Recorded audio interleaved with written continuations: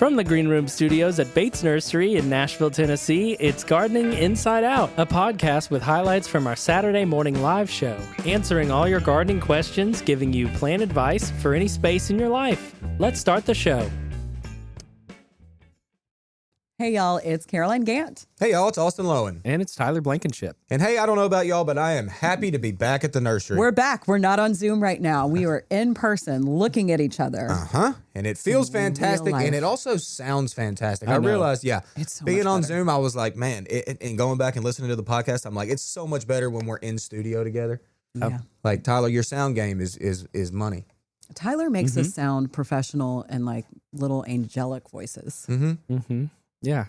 I'm trying to present you in the format that is comfortable to the ears of many. Yeah. And you do a great job with that. Man, you know, as much as you love AirPods or earbuds or whatever, they just don't convey the full range of our velvety voices. No, they don't. Point. It's a good point. My voice sounded totally different on Zoom. I agree. But we made it through That my Zoom. voice sounded different or all of ours? All of ours. Okay. Yeah, I mean, even me hearing y'all, it just sounded different. But you know what, Tyler, you somehow made us all get through on Zoom.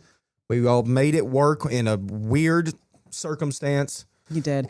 So if you just listen to the podcast and you don't actually watch the broadcast and see our videos, so Tyler zoomed us all in from our homes, but put us in like a photo that was taken here in the green room where we broadcast from. So it looked like we were kind of all here. Austin and Josh were very flat because of the angle. I am never which flat. I loved.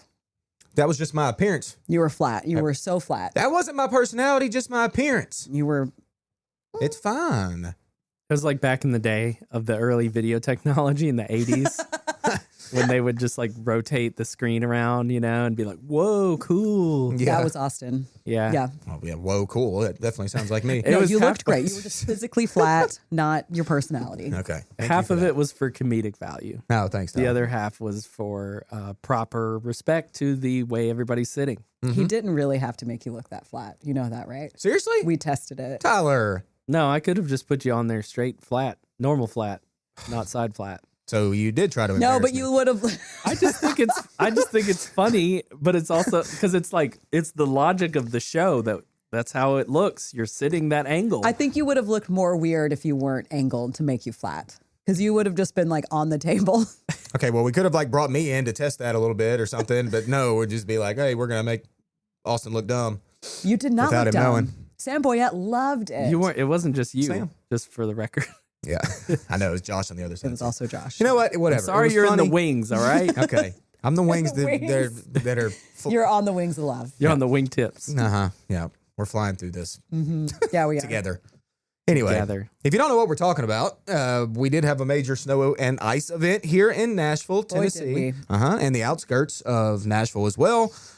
Where Caroline and I live is outskirts by probably, 40 minutes or so from Yep. Nashville. So we saw a lot more snow than Nashville actually did, and we didn't see quite as much ice.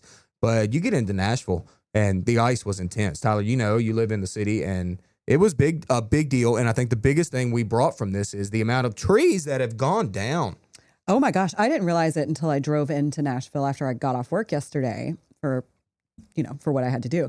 And yeah, it was just trees completely split open, like splayed. It Yeah. was insane. I know. It looked like areas like I was driving through Bordeaux got hit by a tornado or something. Yeah. I mean, it really did. And I think splayed is the good word because I saw a lot of that myself. Now, there's obviously some trees that fully went down. There's some trees where a major limb just went down. But there's a ton of trees, like you just mentioned, that are like open in the middle. It's like they just straight up popped in the middle and just exploded and laid open. So that's kind of what we're dealing with right now when it comes to kind of this cleanup effort. There was a very sharp defining line between this storm.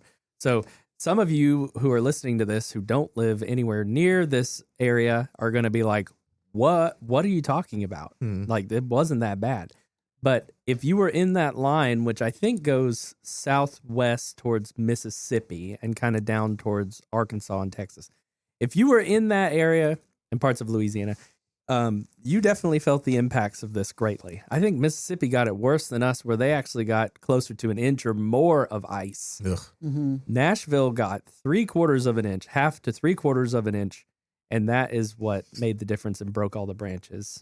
Yeah, we just got shy of that. We still got ice, but Yeah, it just wasn't near as bad. We didn't have the tree fall as well. And yeah, shout out to them old folk in Mississippi. They're not used to this at all. So that was, I'm sure, a shock to them.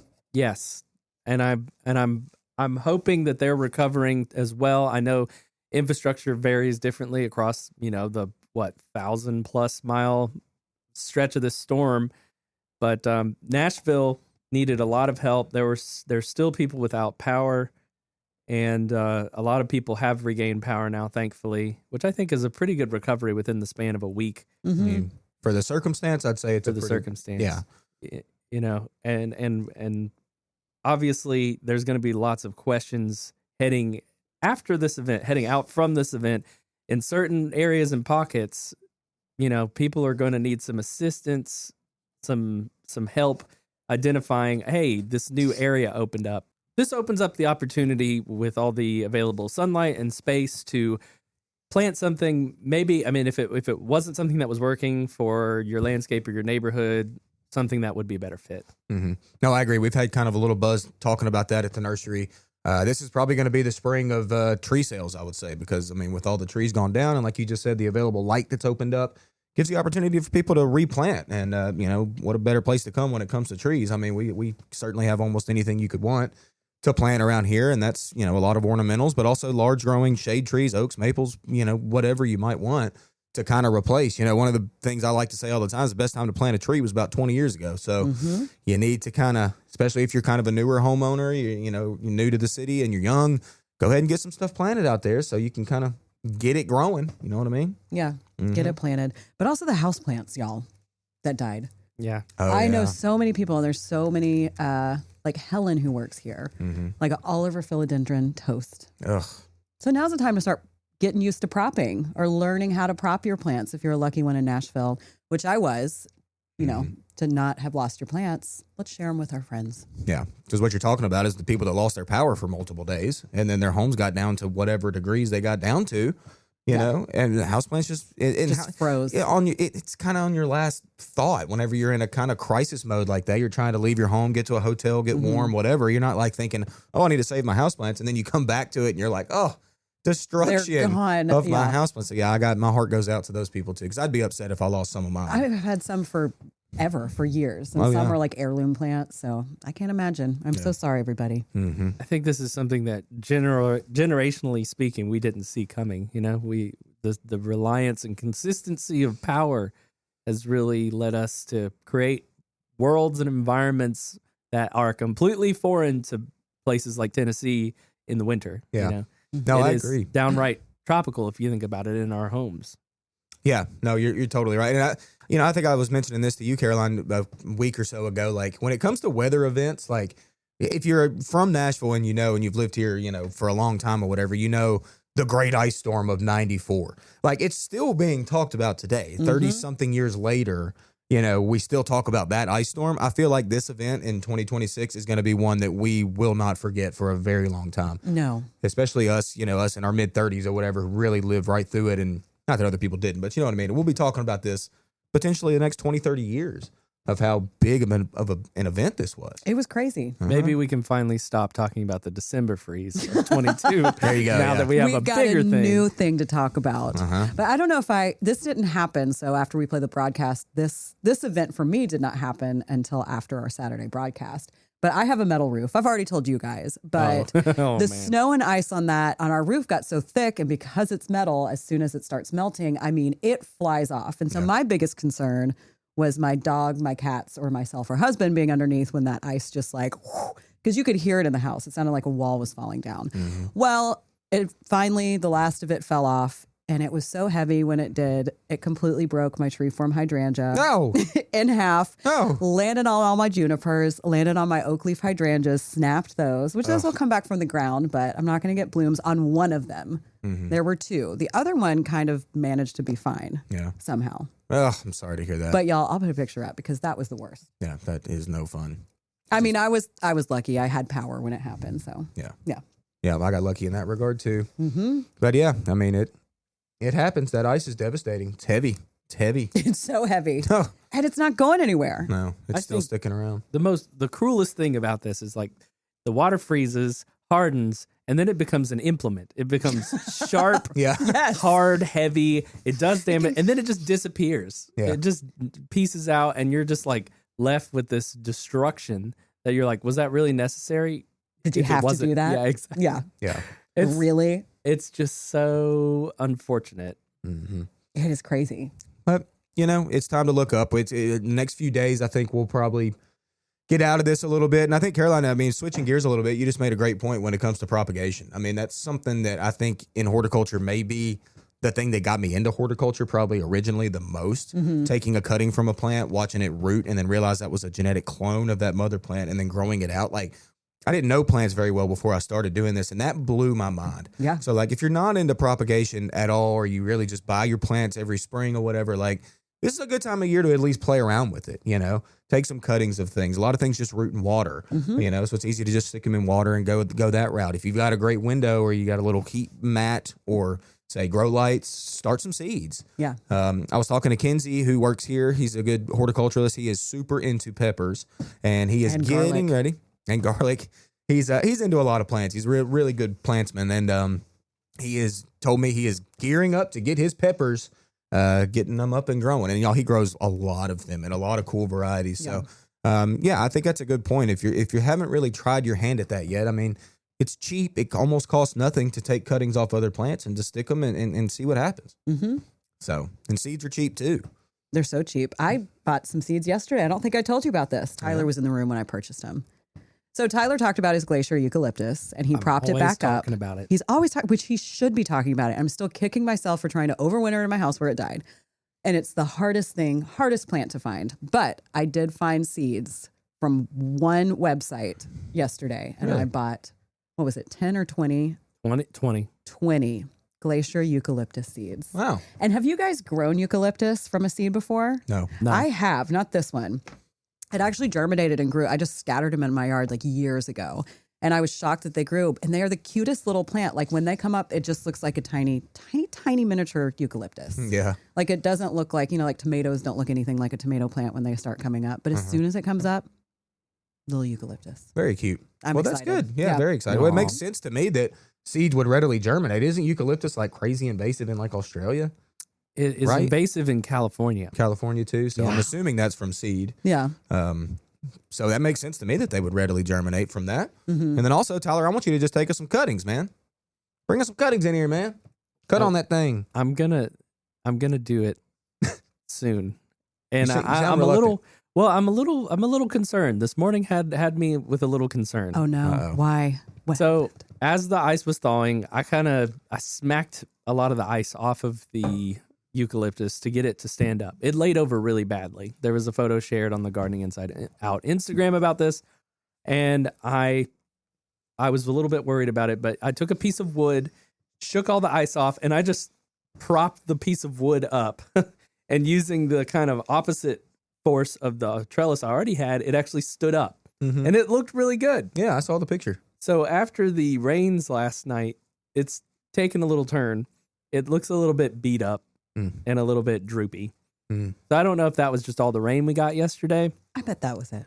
Yeah, we'll I just think- have to see. I don't know if there's any latent cold damage Yeah. that's going to be coming through on this. That does happen a lot. We've talked about that on this podcast before. Damage doesn't always show up quickly. It takes Yeah. a minute to show. And sorry, one other crucial detail, the trunk partially split.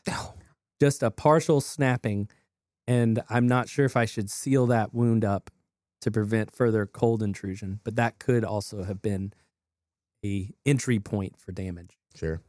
Well, I will say too, if that split does cause damage up top, especially from the split up or whatever, that eucalyptus is really established. As big as it's gotten so quickly, like I'm amazed at that. So even if you had to cut that main stem, I would almost 100% say that's coming back from sucker growth from the ground. It'll make a little bush rather than a tree. It was really Got a little pretty as shrub. a tree, but then I was also thinking, okay, so if it actually does get to 40 feet tall in my backyard next to my greenhouse, how am I going to deal with this at that point? God, if you got a 40-foot tall eucalyptus to grow in Nashville, like you're doing something right, Yeah. man. It's already a quarter of the way there. It's huge. I know. I'm simply amazed by that eucalyptus. And it's Shocked. beautiful. It's gorgeous. It's nice. Bring some cuttings, Ty. I will. Maybe we'll talk about distribution of these cuttings later this year. How about that? You podcast listeners, get on a list. We'll make a list of who gets a we'll eucalyptus. who gets a eucalyptus cutting.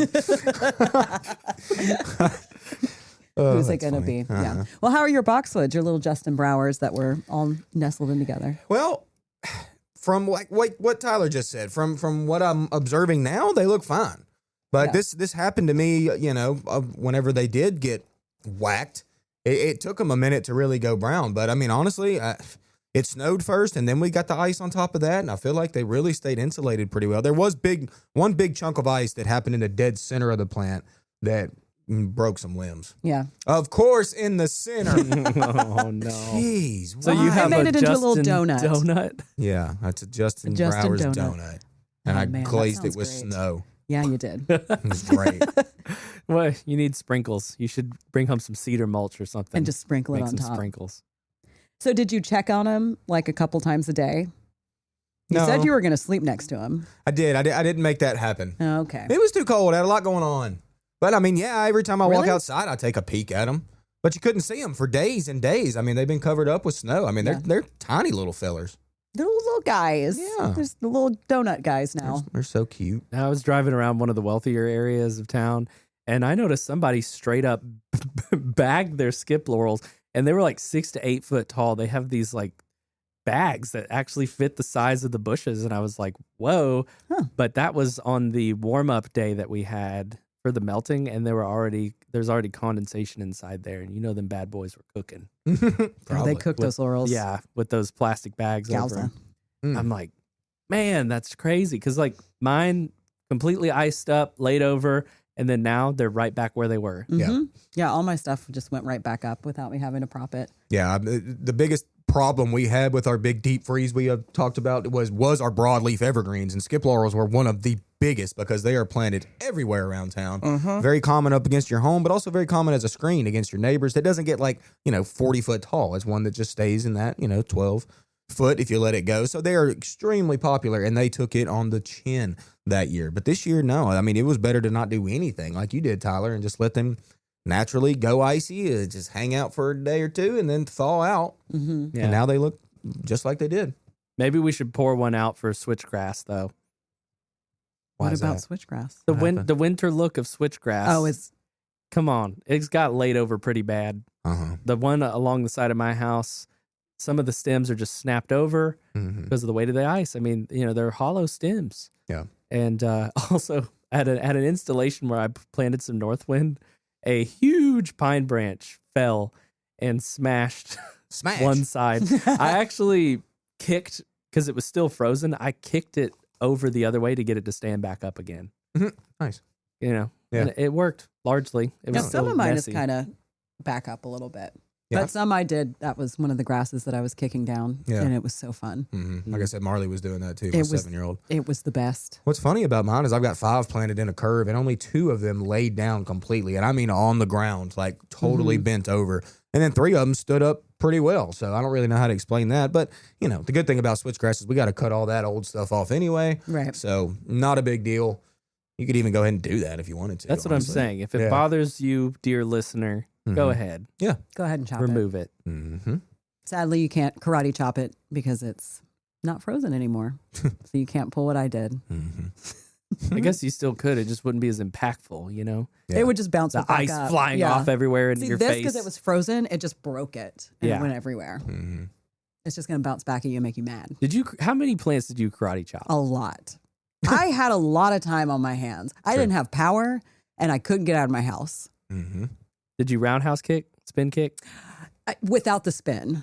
Okay. Like leg up and then Yeah. heel down. I did that to my car to get Oh. my ice off my car. Mm. Just leg up, just breaking it. It was so fun. You brought the hammer down. I definitely brought the hammer down Oh, yeah. on a lot of things. Yeah. When you're cooped up like that, ain't got nowhere to go. You do some weird stuff, man. Yeah. Yep. I would say the most entertainment I had was when the electric company came down my driveway and were cutting limbs off this big tree of mine that was resting on the power. And I sat in my laundry room window on my washing machine drinking coffee. And I watched them for a good 30 minutes the whole time they were there. It's fun to watch a good tree guy cut up a tree. It was fun. He was up in that bucket so high. Mm-hmm. One hand chainsaw, just Oh yeah, it's chopping them giant limbs. And I think it's an opportunity. I mean, some of those big, huge trees you're talking about, like, yeah, y'all, if you don't feel comfortable, like, let professionals go and do that and, like, get those back in check for you or whatever, because there's going to be some pruning techniques needed. Now, when it comes to, like, your home, like your ornamental plants, say, like, crepe myrtle is commonly put on your home, or, say, dogwood or redbud, pretty close, and they're kind of your prized ornamental plants.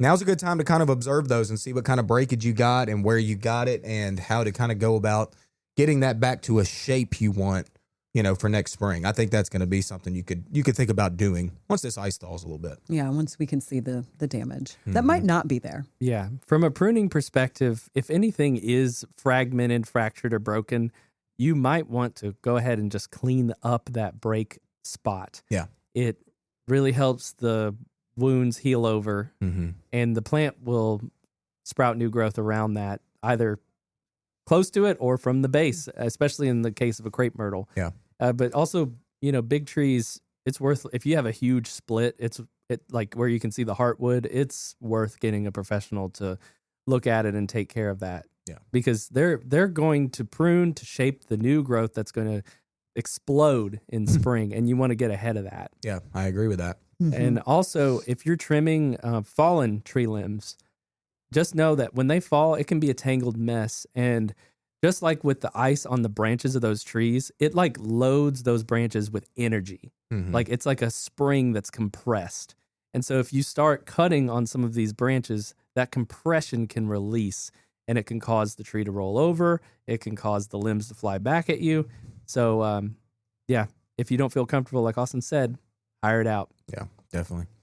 A lot of work to be done out there. There is a lot of work. It's crazy. Let's go ahead and get into this week's broadcast, shall we? Okay. We got work to do at the nursery. We're back, baby. We're back. We're here. It's so nice to be back. Yeah, it is. We were gone for a whole week. A little longer than that. Yeah. Hope y'all enjoy our good voices this week. Good Zoom voices. Full but round. We were all here, the three of us, with Josh Carey and David Bates. We need to bring other cast members in here, Josh.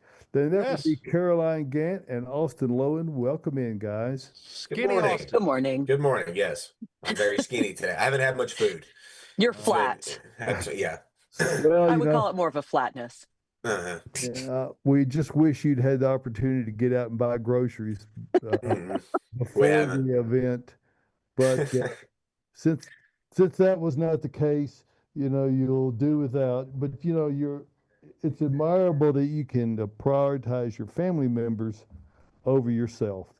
So, way to go, Austin. Taking one for the home team. That's right. Yeah, the kids are fine. Wife's fine. I'm barely hanging on, but you know what? It's okay. I'll make it.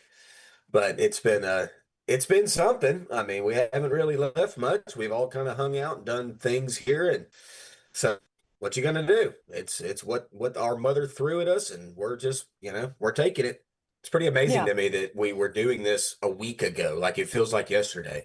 Although this has been doesn't feel like that long. No, it doesn't. Although this has been a pretty long week of us all just being home, but still, it's like, we're already right back here. Yep. Yeah. And Jude is with us. Linda Darlene is with us. Joyce is with us. Alita is with us. Jane Ann is with us, and Craig is with us. So hey, folks. They are. Yes. And thank Joyce you is for going being on here. what, day 7 with no power? That's what she Joyce. said. Mm-hmm. Joyce, I went, I think 3 days with no power, and that was rough. So thinking of you, Joyce. Seriously, sorry, Joyce. That's awful. My mother and father both have been without power until actually yesterday. They live in Jolton, and they're at the very edge of the line when it comes to the electric service. And yeah, like I said, they just got it back yesterday. So I'm thinking about you, Joyce. I know that is rough. And it's got to be particularly frustrating when you can see neighbors that have power and you do not. That's particularly exasperating, but rest assured, the great personnel at Nashville Electric Service and all those who have come in to help are working around the clock to restore. Right now, we've just over 50,000 customers without. So that's still quite a lot, but it's 75% better than it was 6 days ago when over 220,000 people were without. So thank you to the good work that they're doing, and let's hope for them to remain safe and restorative with regard to Yes. our power. Hmm.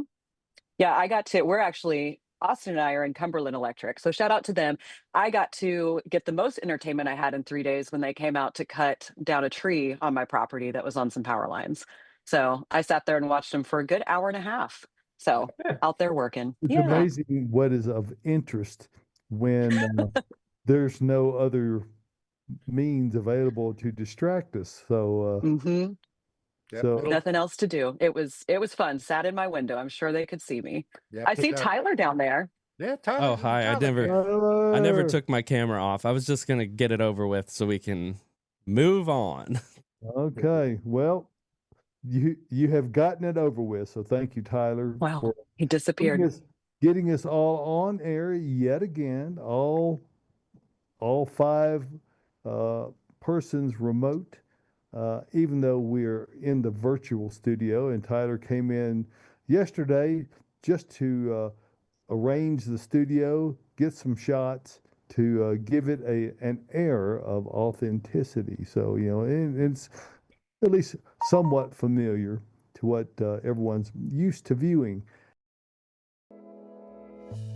Gardening Inside Out is brought to you by Earth Mix Garden Products, creating regionally sourced high-quality soil blends and amendments for the sustainable-minded gardener. Fall and winter are great times to plant in the Southeast, and Earth Mix can help you with Landscape Soil Conditioner. Mix Landscape with your native soil to feed all winter long. Added mycorrhizal fungi help your plants get established faster and increase hardiness through the year ahead. Visit earthmix.net for more information and retailers near you. Remember, success begins at the ground level when you use Earth Mix Garden Products.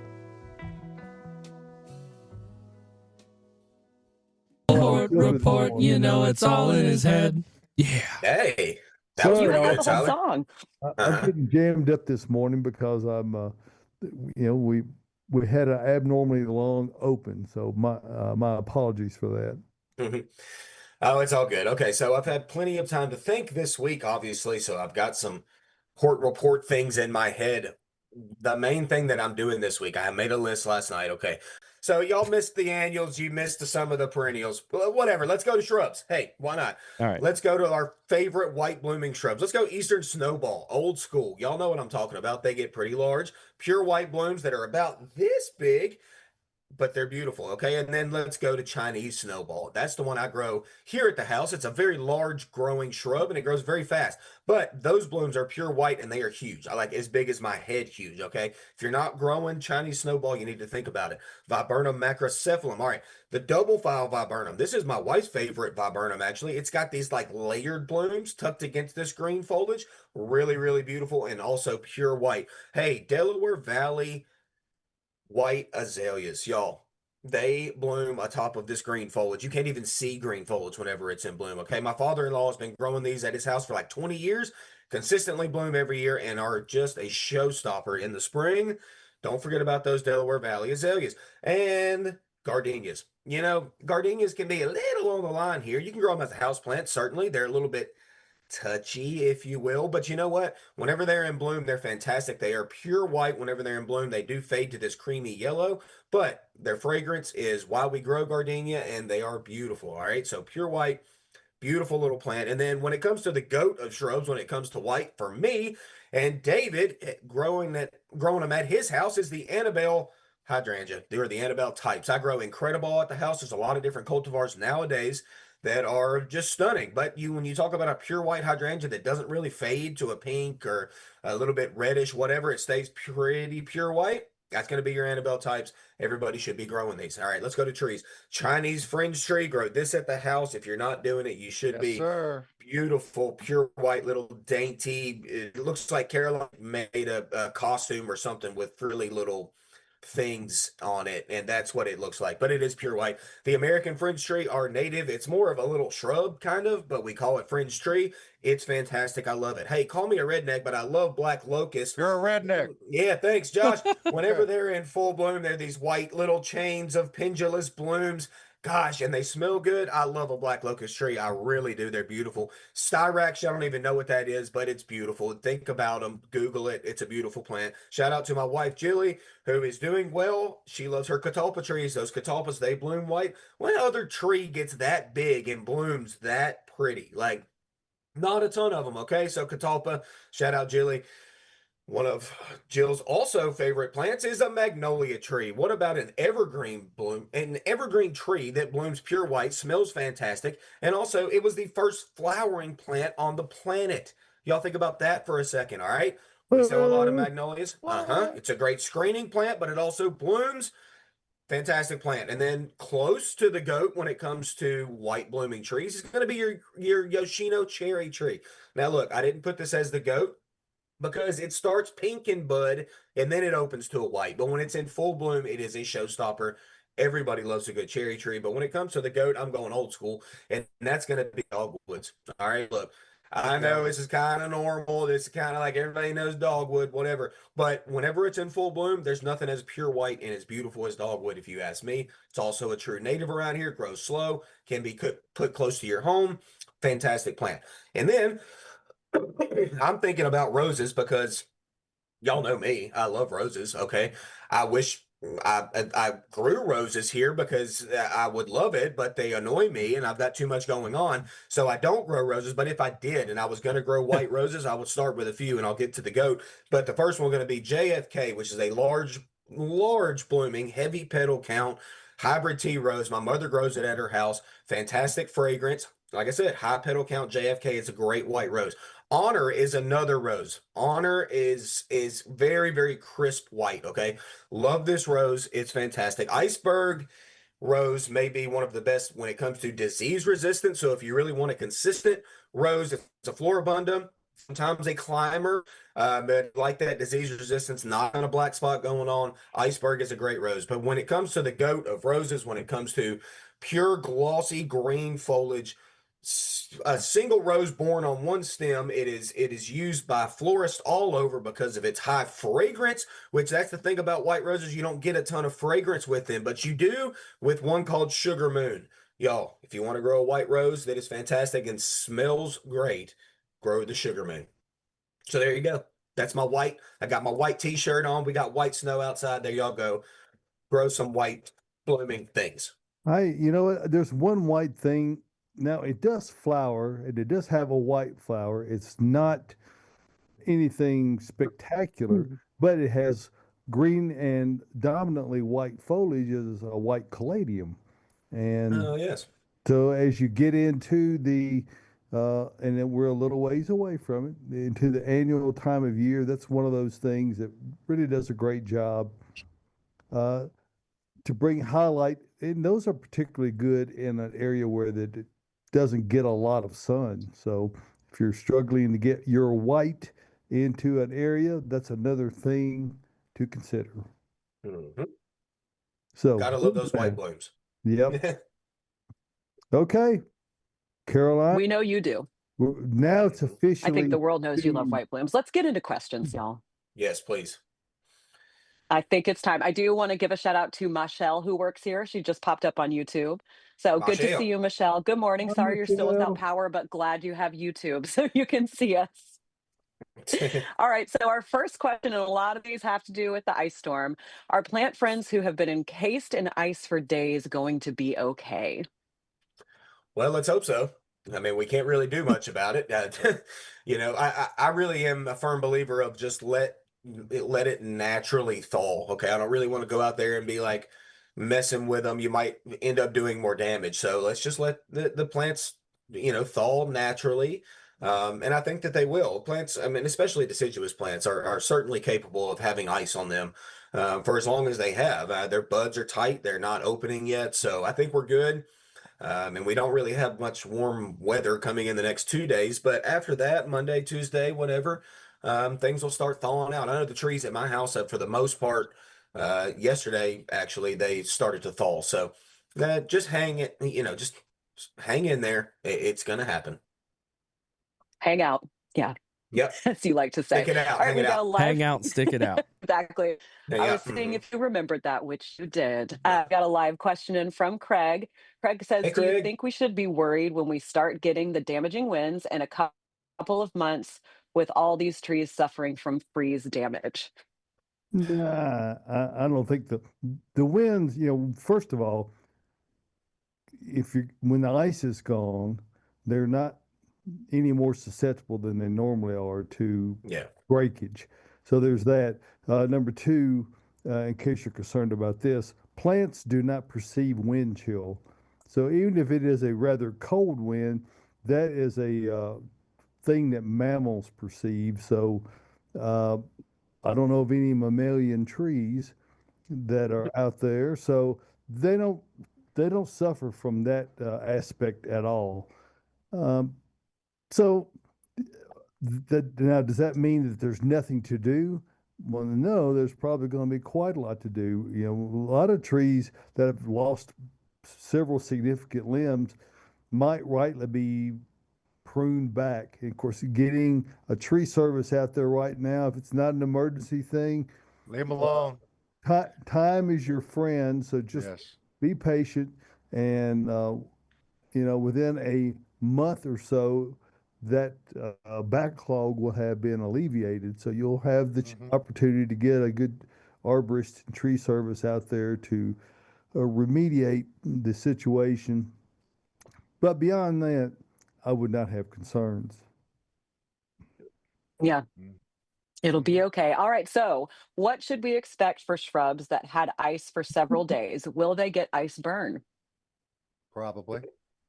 Some I of them. mean, I Uh, don't know what burn we're talking about. I mean, if it's a deciduous plant, like we said, I mean, they're gonna have ice on the stems. The ice is gonna melt, and then the stems are gonna go right back to where they were. So, I mean, I think the word burn to me is more of on like plants that have leaves right now. You might see some sort of like burn on them, say maybe camellia. I know I got some camellias here at the house that were in ice, and I haven't seen any damage on them yet. Um, but I just don't see any reason to say the word burn with plants that just have ice on the stems. That's going to end up thawing. yeah, and you get a two-way effect with ice on there potentially, depending on the amount of sunlight that it's directly exposed to. The ice can have this magnifying glass type effect, where the sun that shines through it uh, could theoretically do some burn to some species of plants foliage. However, the sun also helps, raise the temperature, which uh, accelerates the thawing of ice on there. So the ice provides insulation as well. So it's a bit of a double-edged sword on that. I would say you likely get more, as long as it's not so much where it breaks it, you Right. likely get more benefit from the ice than you do detriment. hmm Yeah, my stuff's starting to thaw out, and so far it looks just fine. So Wendy on Facebook says my DNR cedar is laying down on the ground like it was a ground cover. I have a blue atlas that's pretty much the same. It's just like all the way over to the side and then touching the ground. So Mhm. I feel like a lot of them are down. So our next question, my evergreens are drooping. Will the ice kill them or will they pop back up after it melts? I think they'll pop back up. I mean, I talked about this actually on our podcast that we did last week. I had a hydrangea tree form hydrangea that after the first night of ice, it laid down, y'all. I mean, it's like very, very close to the ground. And I thought to myself, gosh, is this going to actually stand back up after it melts? Well, it's next to a brick wall that I've got in my house. So it had this radiant heat. So it actually melted a lot quicker than most of the trees that were around.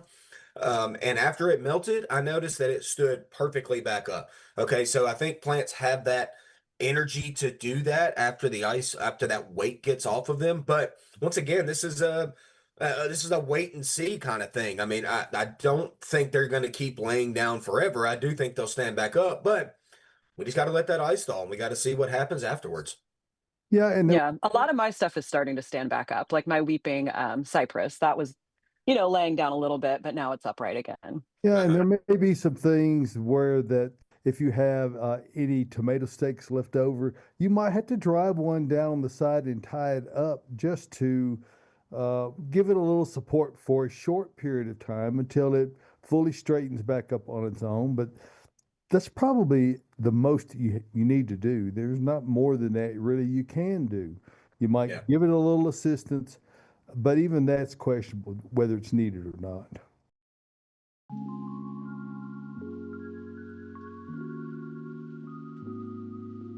Additional support for Gardening Inside Out is brought to you by Bates Nursery, a fourth-generation garden center located in Nashville, Tennessee, offering the widest selection of plants and gardening supplies, from large trees to houseplants and seeds to soil. Their knowledgeable staff will assist you with all your gardening needs.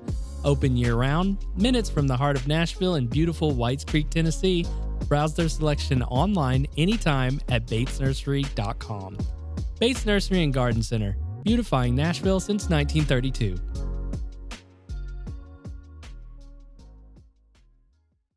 Our next one comes from Deborah. Deborah asked, I Deborah. covered a few shrubs with inverted pots last night.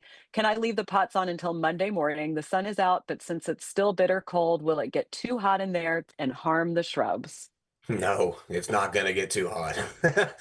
I mean, what's the high today? 20 or something like that? I mean, I don't care. Yeah. Even if the sun was blazing, like it wouldn't get too hot to damage shrubs. Now, you probably don't even necessarily really need it on there. If you wanted to take it off, you certainly could.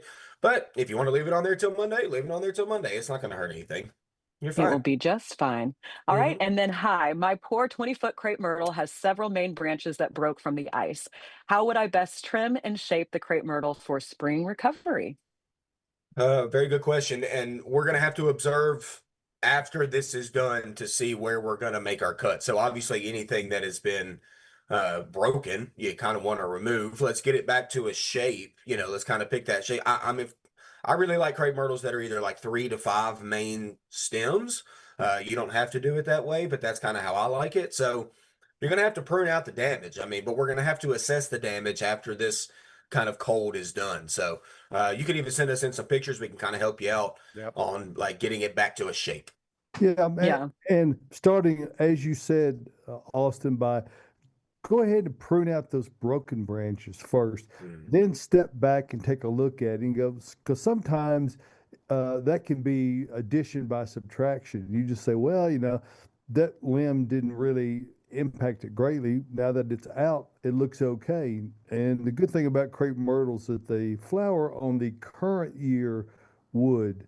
So whatever grows out after the freeze is where your flowers are going to come from late in the summer. So it may be that with those limbs removed, you want to do a pruning all over somewhat, but you can't really make that assessment until you get the broken out of the way, and then because they grow fast.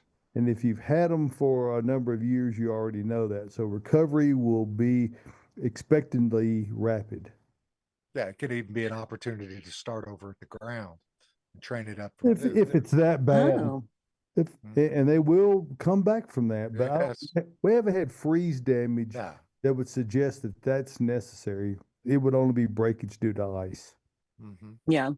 So we've thought a lot about outdoor plants, but a lot of folks have lost their power for a week now. So we do have a few questions about house plants. I know my sister-in-law, for one, she just got power back and her house got down to 1 degree. And Wow. she did lose all of her house plants. She sent me a video of all of them frozen. So someone is asking, help. All my houseplants have now spent a week without power. What do I do in the aftermath?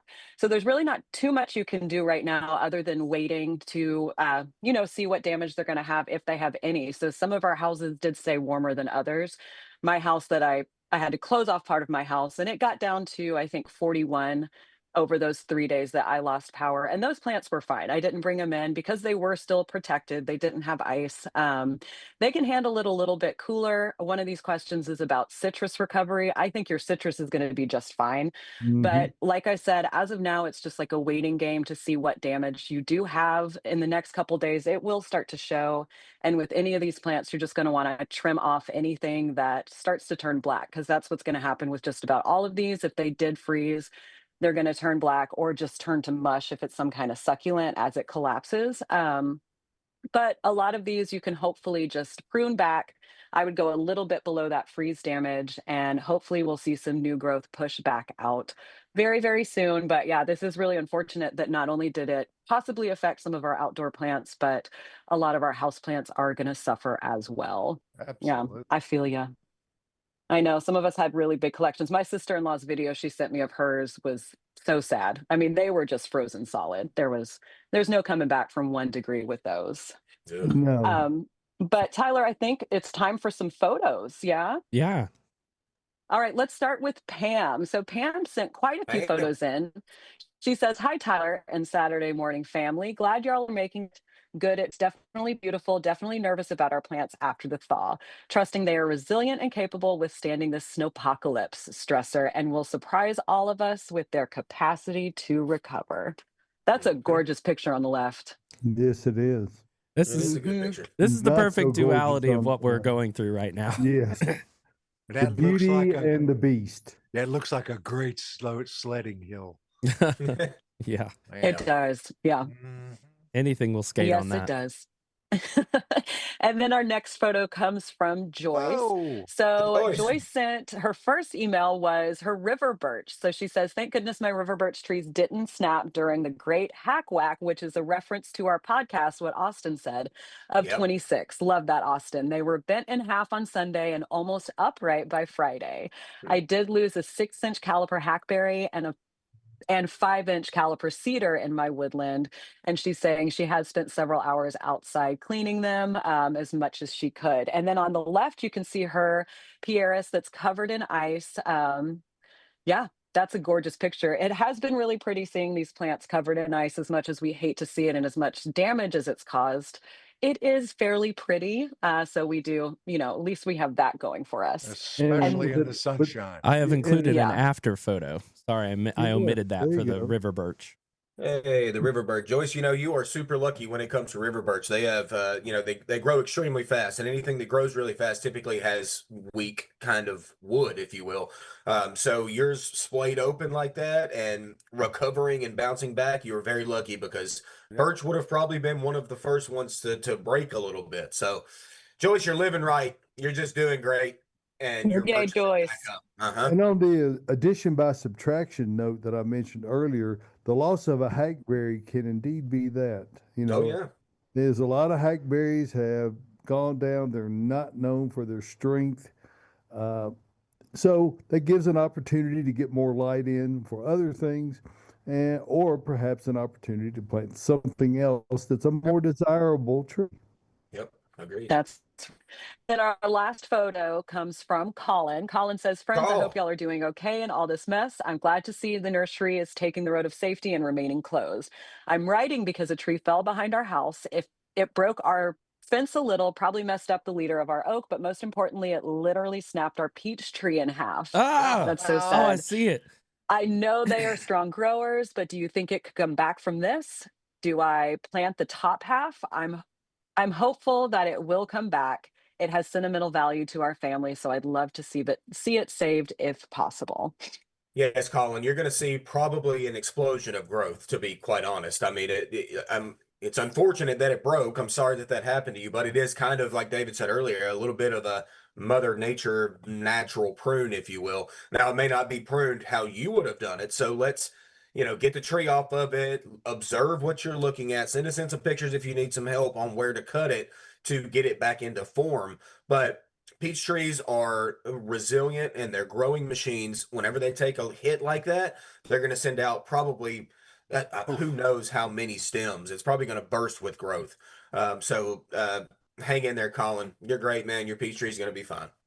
Yeah, and It's going to be okay. You'll make a hard prune likely if it's broken. If the whole Yeah. top broke, make a hard prune, and then you'll observe all the breaks that come out, and then you'll selectively thin those as the season progresses on. If you've ever seen peach trees being grown for commercial production, they prune those things so low because Yeah. they got to pick the fruit off of them. Yep. So it's not dead. It's just disfigured, and it will recover. Mm-hmm. All right. And then Miriam on Facebook, shout out Hey, Miriam. Miriam. Oh, Miriam says, "I'm curious about the Daffy's that All right. I'm curious about the daffies that were showing green growth before the storm. Will they still bloom this spring? Mine were popsicles in my yard. Yeah.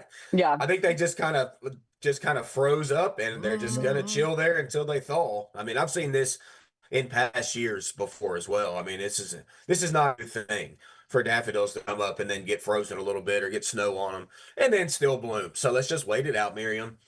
We're just dreaming of spring. We ain't there yet, y'all. We're just dreaming of it. So just wait it out. They'll be fine. It's so close. All right, we have a question about a pine tree, which I have a feeling a lot of folks have lost limbs on those. If I lost a bunch of large limbs on a pine tree, should it be removed or is it safe to leave it? I mean, that's up to you. And that's another thing about observing your damage. I mean, if you see big limbs that are maybe just like half broken and they're kind of down a little, like that could be a potential for, something damaging later or them dropping off, the old, uh, what do you call it, old widowmaker or whatever. Like if those are up Hey, there, buddy. maybe, you ought to take those.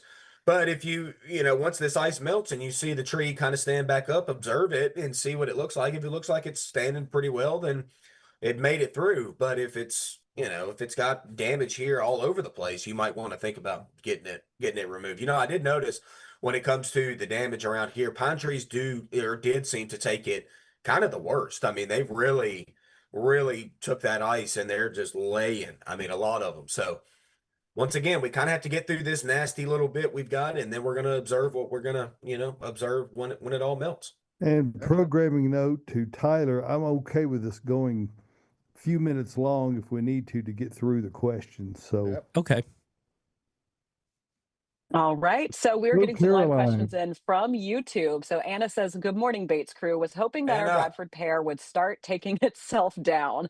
Not this time. It's still standing." And then she says, "Was perusing through the Vitex trees with the sale. Do y'all have any favorites for flower power?" I love Vitex. I've got just the straight species. Mine is great.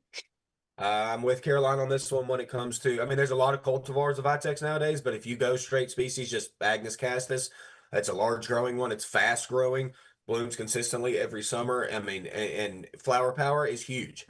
So to me, that's my favorite. Yeah, that one is great. And then Gina says, "My lemon tree in the garage is blooming. Yay. Any hope of getting lemons?" Yes, you have so much hope of getting lemons. Oh, If this is a new tree to you, I will say that sometimes it takes a couple years for them to actually produce fruit. But enjoy how it's smelling. Those are going to be in bloom for quite a while before they start producing fruit. But you can take your finger and just kind of get in that flower, get some pollen, and then move it to another one if you'd like. But they are pretty easy to fruit once they do get mature enough to start producing that. So that's Q-tip very works. exciting. A Q-tip works well for that also. Yeah, a Little Q-tip art works brush. gretle Little paintbrush, yeah. Yeah, Yep. little art brush. paintbrush. All right, looking through our questions. Give me 1 second. We've answered most of them. We do have a birch tree question, which we've talked a lot about it. But if my birch tree lost branches in the ice storm, will they be a safe tree and will it grow properly? I guess properly is in the eye of the beholder. I mean, it's birches, like I said earlier with Joyce's. I mean, it's going to explode again. I mean, they grow extremely fast, and it's even extremely common for birch trees to lose limbs even in a windstorm. I mean, it happens a lot. They're very, very brittle kind of limbs. So clean it up at the bottom and then look at it up top. But like I said, the overall form is going to change dramatically this spring whenever it releaves back out. So. Um, that's aesthetic if you ask me. I mean, I think all trees are cool and all of them take different shapes as they age and grow up. So let's see what yours does. Let's see what happens. And then our final question of the morning doesn't necessarily have to do with this ice storm. Found daffodil, allium, and tulip bulbs that I forgot to plant. Is it worth planting them now? If I decide to do it now, is it okay to plant in this very cold weather that we currently have? I mean, Wanna- why do why you not? want to do it today? Yeah. I mean, it's like 15 degrees out there. I don't know. I wouldn't that be able to wanna dig do in my that. ice today. Maybe Yeah, I mean, that's now the is a relative term, but yeah, Yeah. in the coming days, certainly you'll have the opportunity, and there's no reason to expect. Now, what it may do, they may flower later than what they would have normally because you didn't get them planted earlier, but they'll still flower. Yeah. And the thing is that if you don't plant them at all, they certainly won't flower. Right. So you may as well, what you got to lose, you know what I mean? Go ahead and stick them in the dirt. Just not today. It's too cold out there, y'all. Yeah, it is. Well, maybe she wants some exercise. Yeah, okay. You know. No, that's Maybe. Yeah. If you really want to do it, do it. Yeah. That's asking for it. Well, again, on one final note, I'll mention we are closed today at Bates Nursery. However, our snow sale is going on, 20% off everything, excluding delivery gift cards and Japanese maple. Other than that, everything else at batesnursery.com is on sale for 20% off. So check all that out. We're collectively getting ready for spring. That's us. Yes. That's you. That's everybody out there. We appreciate you being here with us today, and we're going to get through this. Yep, absolutely. Hey, all the heroes out there working on the power, keep going at it, folks. If you see somebody, pat them on the back if you can. Buy them a cup of coffee. Do something.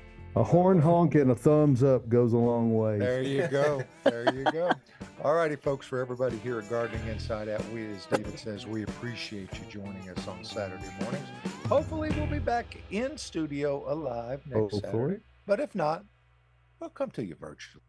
Even though we're really doing it. It's not really virtual, right? Okay. We're as real as we've ever been. And there's no artificial intelligence, so. No. Yeah. Any perception of intelligence is not artificial. No, it's not. Hey, folks, if you see us out there, we appreciate you joining us this morning. Like, subscribe, share. It really helps us out. Keep going for you. So, hey, we'll see you next Saturday morning for another Gardening Inside Out. See you then.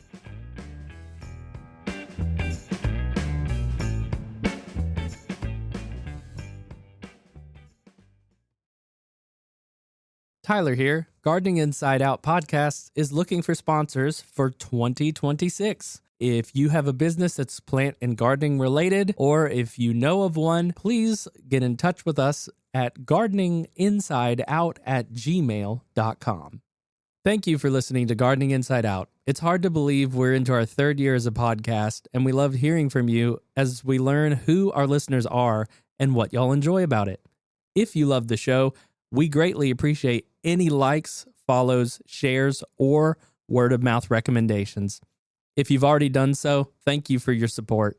There's many ways to get in touch with us, so send us a text with the fan mail feature or email gardeninginsideout@gmail.com. Happy gardening and see you next week.